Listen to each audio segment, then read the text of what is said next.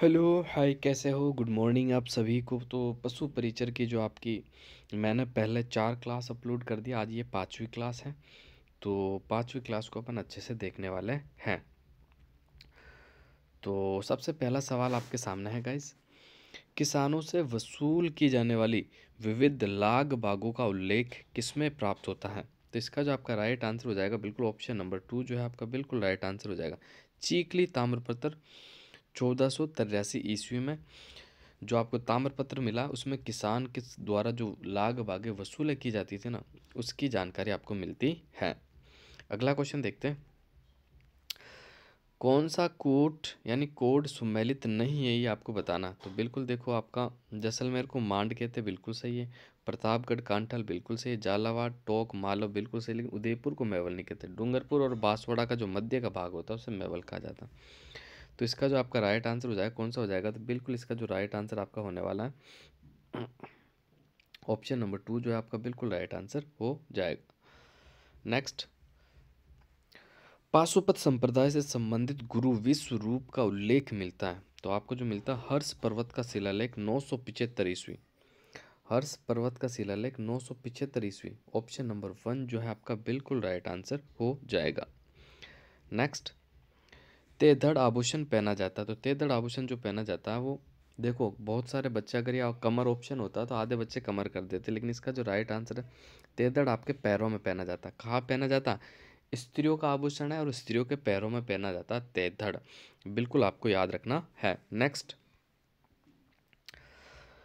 माइड्रो hello रचना किसकी है, ये आपको बताना। तो माइड्रो हेलो जो रचना है आपके कन्हैया लाल सेठिया की, ऑप्शन नंबर 4 जो है इसका आपका बिल्कुल राइट आंसर हो जाएगा। नेक्स्ट, तो छठा क्वेश्चन आपका डिलीट कर दिया गया, तो इसकी चर्चा मैं आपसे बिल्कुल नहीं करने वाला हूँ। डूंगजी और जवाहर जी का संबंध था शेखावटी ब्रिगेड से, मीणा ब्रिगेड से, भील ब्रिगेड से, जाट रेजिमेंट से। तो इसका जो राइट आंसर हो जाएगा आपका ऑप्शन नंबर 1 शेखावटी ब्रिगेड से। ऑप्शन नंबर 1 जो है आपका बिल्कुल राइट आंसर हो जाएगा। जेंटलमैन एग्रीमेंट से किसका संबंध रहा है? तो आपको बताना, जेंटलमैन एग्रीमेंट से किसका संबंध रहा। तो आपका बिल्कुल option number 1 Hiralal Shastri. Gentleman agreement से किसका संबंध रहा? हीरालाल शास्त्री से।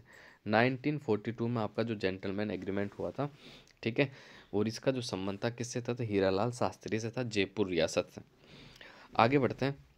वीरों के स्मारक स्तंभ स्थान कहाँ पर स्थित है, ये आपको बताना। तो नवलगढ़, गलियाकोट, बचुंडला, महनसर। तो इसका जो राइट आंसर हो जाएगा बचुंडला। ऑप्शन नंबर 3 जो है आपका बिल्कुल राइट आंसर हो जाएगा। नेक्स्ट, भरत सूफ रमजी आर्य किससे संबंधित है? पीतल नक्काशी से, गलीचा व दरी उद्योग से, ब्लू पोर्ट्री से, कढ़ाई पेचवर्क से। इसका जो राइट आंसर हो जाएगा आपका ऑप्शन नंबर 4 जो है आपका बिल्कुल राइट आंसर हो जाएगा। भरत सूफ रमजी और आर्य जो संबंधित हैं, ये जो टर्म्स हैं इनका संबंध आपका कढ़ाई और पैचवर्क से है, ठीक है, एम्ब्रॉयडरी और पैचवर्क। आगे बढ़ते हैं। 1857 की क्रांति के समय नसीराबाद छावनी में कौन सी नेटिव इन्फेंट्री नियुक्त थी? तो बिल्कुल मैं आपको बता सकता हूँ, 15वीं नेटिव इन्फेंट्री। ऑप्शन नंबर 1 जो है आपका बिल्कुल सही आंसर हो जाएगा। आगे बढ़ते हैं, अगला क्वेश्चन देखते हैं। जैसलमेर रियासत में इतिहास में पहली बार जवाहर दिवस कब मनाया गया था? तो पहला जवाहर दिवस जो मनाया गया था 16 नवंबर 1930 को मनाया गया। कब मनाया गया? 16 नवंबर 1930। ऑप्शन नंबर 3 जो है आपका बिल्कुल राइट आंसर हो जाएगा। आपको बिल्कुल याद रखना, जैसलमेर जो कि राजस्थान का सबसे बड़ा जिला है। कैसा? राजस्थान का सबसे बड़ा जिला है और राजस्थान के पश्चिम में स्थित है। राजस्थान में एकी आंदोलन की शुरुआत किसने की थी? तो राजस्थान में एकी आंदोलन की जो शुरुआत करी थी वो मोतीलाल तेजावत ने करी थी। किसने करी थी?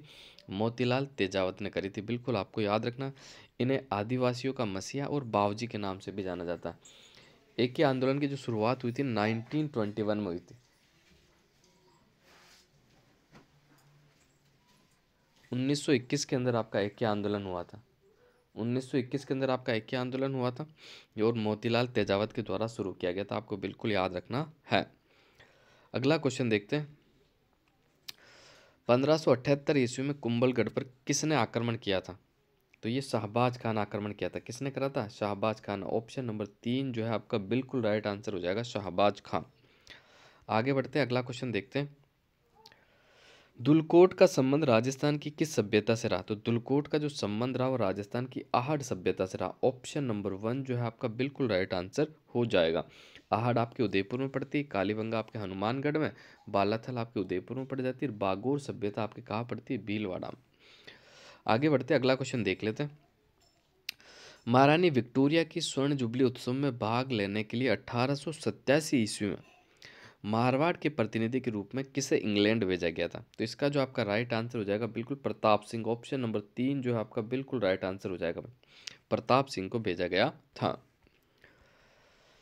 मांडव ऋषि की तपोस्थली मांडकला के 16 प्राचीन मंदिर स्थित है। कहाँ स्थित है आपको बताना है, तो ये टोंक में स्थित है। कहाँ स्थित है? टोंक में। ऑप्शन नंबर 4 जो है आपका बिल्कुल राइट आंसर हो जाएगा। नेक्स्ट अगला क्वेश्चन देखते हैं। कौन सा कूट सम्मिलित नहीं है? तो देखो, जोधपुर में राठौड़ों का राज था, जयपुर में कच्छावा का था, सिरोही में देवड़ा चौथ थे, अजमेर में भाटी नहीं थे। भाटी तो आपके कहाँ थे? जैसलमेर के अंदर थे। भाटी राजवंश ने कहा राज किया था? जैसलमेर। और अजमेर के अंदर जो राज किया था किसने किया था? चौहानों ने किया था। किसने किया था? चौहान राजवंश था अजमेर।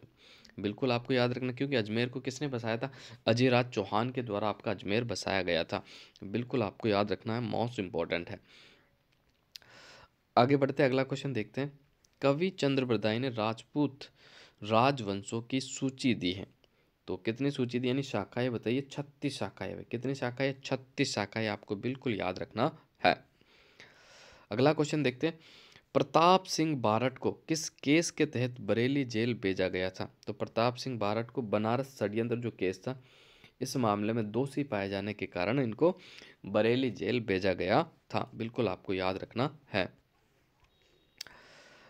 राजस्थान में करक रेखा किस जिले से होकर गुजरती है? तो देखो, मैं आपको अगर मैप से बताऊं तो ये राजस्थान है आपका।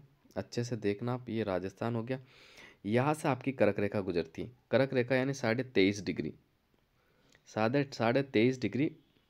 ठीक है, 23.5 डिग्री यानी करक रेखा हो गया आपका। ठीक है, अब ये देखो, डूंगरपुर की सीमा को बिल्कुल छूती हुई और बांसवाड़ा के बिल्कुल बीच में से निकलती है आपकी करक रेखा। बिल्कुल आपको याद रखना है। देखो, मैं राजस्थान के क्षेत्रफल की बात कर लूँ तो 3,42,239 वर्ग किलोमीटर है। ठीक है, बिल्कुल आपको याद रखना। कुल स्थलीय सीमा की बात कर लूँ तो 5,920 किलोमीटर। ठीक है, अंतर्राष्ट्रीय सीमा की अगर मैं बात करता हूँ तो 1,070 किलोमीटर। कितनी? 1,070 किलोमीटर। राजस्थान को कितने राज्य छूते हैं? तो ऊपर से आपका पंजाब, इधर आपका हरियाणा, इधर आपका यूपी, इधर आपका एमपी, इधर आपका गुजरात, यानी 5 राज्यों की सीमा आपके राजस्थान के टच होती है। आपको बिल्कुल याद रखना है, मोस्ट इंपॉर्टेंट है। अब देखो, साथ ही में अक्षांशीय और देशांतरीय विस्तार भी आपका क्लियर कर देता हूँ। तो इधर तो है आपका कितना है? तो 23 डिग्री 3 मिनट से लेकर, और इधर मैं बात कर लूँ, मैं अक्षांशीय विस्तार आपको बता रहा हूँ, 23 डिग्री 3 मिनट से लेकर 30 डिग्री 12 मिनट, ये तो आपका अक्षांशीय विस्तार है। जबकि मैं देशांतरीय विस्तार की बात करूँ तो आपको बिल्कुल याद रखना 69 30 से लेकर 78 डिग्री 17 मिनट तक आपका पूर्वी देशांतर विस्तार है। आपको बिल्कुल ये याद रखना है, जो कि इम्पोर्टेंट भी है। अब अगले क्वेश्चन की तरफ बढ़ते हैं। अगला क्वेश्चन देख लेते हैं। अगला क्वेश्चन देखते हैं। राजस्थान में 56 का मैदान विस्तीर्ण है। तो राजस्थान में 56 का, ये क्वेश्चन आपका डिलीट कर दिया गया है। और ये राजस्थान में ये क्वेश्चन आपका डिलीट कर दिया गया, क्योंकि देखो, प्रतापगढ़ बांसवाड़ा में भी 56 का मैदान है, चित्तौड़गढ़ बांसवाड़ा में भी 56 का मैदान पड़ता है, इसलिए आपका डिलीट हो गया। ठीक है, बाकी आपको याद रखना है, इसमें डूंगरपुर शामिल नहीं है, इसलिए दोनों ऑप्शन में आपका 56 का मैदान आता है, इसलिए आपका क्वेश्चन डिलीट हो चुका है। 56 के मैदान का निर्माण आपकी माही नदी करती है। कौन सी नदी करती है? माही नदी करती है। माही नदी, देखो, माही नदी का जो बहाव क्षेत्र है वो एमपी से आती है राजस्थान में, और इस तरह से कुछ बहकर वापस आपके गुजरात में चली जाती है। यानी एबीसी जो आपका अल्फ़ाबेट होता है एबीसीडी का उल्टा यू आकृति बनाती है। कैसा? उल्टा यू। और करक रेखा को 2 बार काटने वाली भी जो नदी है वो आपकी माही नदी है। बिल्कुल आपको याद रखना है, ये मध्य प्रदेश की महद झील से निकल कर आती है, और बोरखेड़ा बांसवाड़ा से ये जो आपकी है नदी राजस्थान के अंदर एंटर करती है। बिल्कुल आपको याद रखना। माही बजाज सागर, इसी नदी पर आपका बांध बना हुआ है, आपको बिल्कुल याद रखना है। राजस्थान में 2 बारामासी नदी, एक तो चंबल है आपकी और एक माही है, लेकिन दोनों नदियों का उद्गम स्थल आपका जो पड़ता है वो मध्य प्रदेश में पड़ता है। कहाँ है भाई? मध्य प्रदेश से आती है और राजस्थान में बहती है। बिल्कुल आपको याद रखना है। क्लियर, यहाँ तक आपको कोई भी दिक्कत नहीं होनी चाहिए। आगे बढ़ते हैं। रचना विधि के आधार पर अरावली पर्वत है, तो रचना विधि के आधार पर मैं बात करूँ तो मोड़दार है। अभी कैसी है? फोल्डेड, मोड़दार है, आपको बिल्कुल याद रखना।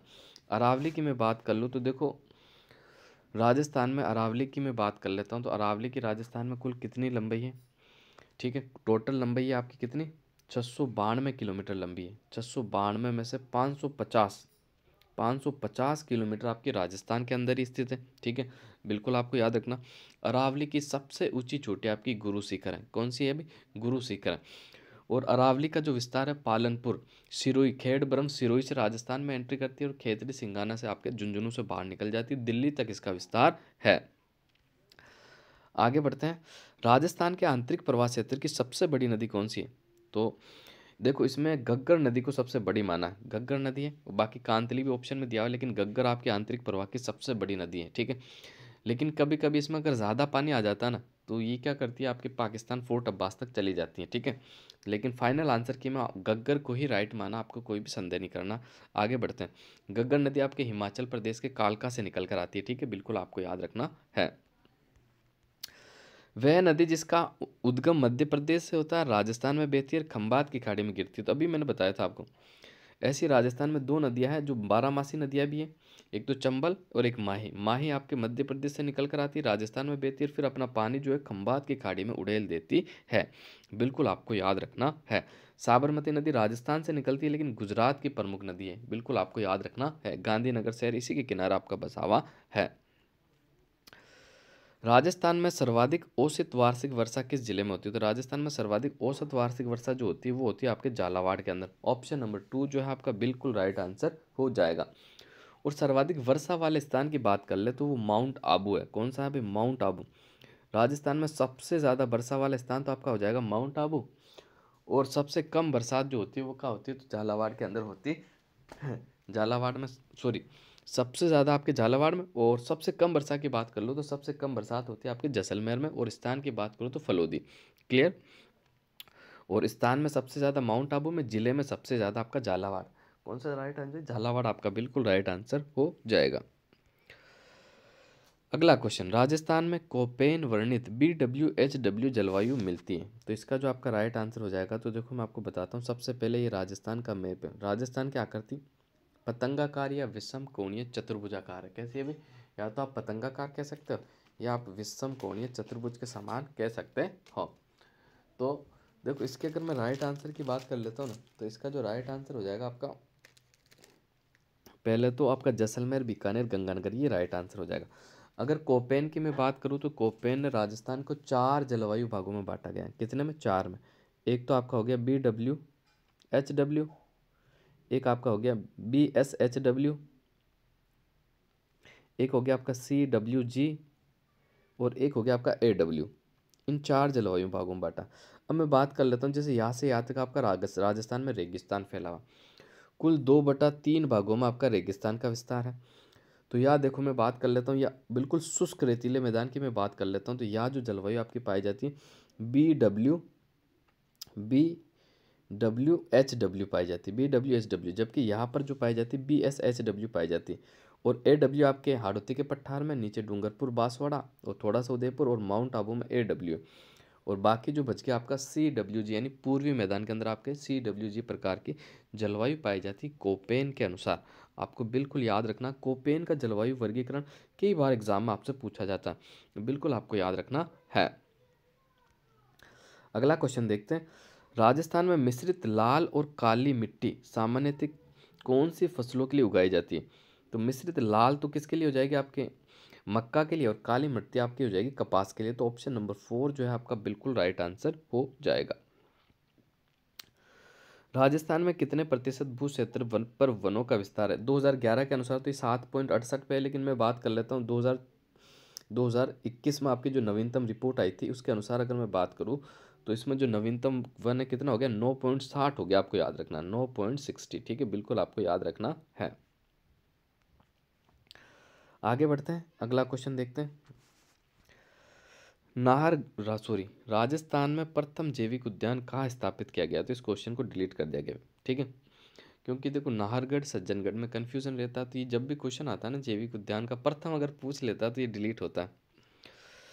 बाकी नाहरगढ़ आपका जयपुर में है, शेरगढ़ आपका कहाँ पड़ता है, बारां में, वन विहार आपका धौलपुर में है, आक्कल आपका जैसलमेर में। राजस्थान में सेम समस्या से गंभीरतम प्रभावित जिले कौन से हैं? तो देखो सेम की सबसे ज़्यादा समस्या है आपके हनुमानगढ़ गंगानगर में, क्योंकि पानी की दृष्टि से हनुमानगढ़ और गंगानगर में सबसे ज़्यादा नहर सिंचाई होती है, सबसे ज़्यादा पानी भी वही है, तो वहाँ की जो सेम समस्या हो जाती है। सेम समस्या का मतलब कि पानी ज़्यादा होने के कारण क्या होता है, वह दलदली भूमि बन जाती है। ठीक है, समझ में आ गया आपका। जैसे आपका बड़ोपल जो है ना वो दलदली भूमि के लिए फेमस भी है, बिल्कुल आपको याद रखना। तो सबसे ज़्यादा सेम समस्या जो होती है आपके हनुमानगढ़ गंगानगर में होती है। राजस्थान में मसालों के समग्र उत्पादन के लिए कौन से जिले अग्रणी हैं? तो मसालों के लिए मैं आपको बता देता हूँ, तो मसाले सबसे ज़्यादा आपका बारां और बूंदी के अंदर होते हैं। ठीक है, बिल्कुल आपको याद रखना है। राजस्थान में लगभग 30% सरसों का उत्पादन क्षेत्र केंद्रित है, तो जहाँ आपका सरसों का केंद्र है वहीं पर आपका सरसों होगा, यानी 30% के होती है आपके भरतपुर के अंदर होती है। कहाँ होती है? भरतपुर में। वर्ष 2012 की पशु गणना की अंतिम के अनुसार राजस्थान में सबसे अधिक पशुओं की संख्या है, तो सबसे अधिक पशु है बकरी। और वर्तमान की भी मैं बात कर लूँ, नवीनतम पशु रिपोर्ट जो कि 2017 वाली है, जो कि 2019 में आई थी, उसमें भी सबसे ज़्यादा आपके बकरियाँ ही हैं, बिल्कुल आपको याद रखना है। राजस्थान में मेजा बांध का निर्माण किया गया है, कौन सी नदी पे मेजा बांध का निर्माण है? तो कोठारी नदी पर आपका मेजा बांध बनाया गया। कौन सी नदी पे? कोठारी नदी पर आपका मेजा बांध बनाया गया है। राजस्थान में सर्वाधिक क्षेत्र पर सिंचाई किस स्रोत पे होती है? तो सबसे ज़्यादा जो सिंचाई जो होती है नलकूपों से होती है भाई। आज भी नलकूपों से होती है, 2013-14 में भी नलकूपों से ही होती थी। भूजल उपलब्धता और गुणवत्ता की दृष्टि से राजस्थान में सबसे ज़्यादा चिंताजनक स्थितियाँ किन जिलों की हैं? तो नागौर और जयपुर। ऑप्शन नंबर 4 जो है आपका बिल्कुल राइट आंसर हो जाएगा। नेक्स्ट, राजस्थान में फ्लोरोसिस ग्रस्त पट्टी कहाँ स्थित है? तो फ्लोरोसिस ग्रस्त पट्टी आपके नागौर और अजमेर में है भाई, जिसे कुबड़ पट्टी के नाम से भी जाना जाता है, हॉल्च बेल्ट के भी नाम से जाना जाता है। क्योंकि देखो इस पट्टी में क्या है, फ्लोरोसिस की मात्रा ज़्यादा होती है। ये पानी पीने से क्या होता है, जैसे कूब निकल आती है, थोड़ा सा आदमी झुक जाता है। ठीक है, इसीलिए इसे कुबड़ पट्टी के नाम से भी जाना जाता है। किस राष्ट्रीय राजमार्ग की लंबाई सर्वाधिक है? तो NH11 की जो लंबाई आपकी सर्वाधिक है, आपको बिल्कुल याद रखना है। अगला देखते हैं, राजस्थान में बेंटोनाइट के प्रमुखतम उत्पादक जिले कौन कौन से हैं? तो बेंटोनाइट सबसे ज़्यादा आपका बाड़मेर, बीकानेर और सवाई माधोपुर। ऑप्शन नंबर 2 जो है आपका बिल्कुल राइट आंसर हो जाएगा। तो आज की क्लास में आपके जो राजस्थान जीके के क्वेश्चन थे वो 40 ही थे, तो 40 क्वेश्चन मैंने कंप्लीट करवा दिए। तो मिलते हैं अगली क्लास में और एक नए पेपर के साथ। तब तक आप सभी साथियों से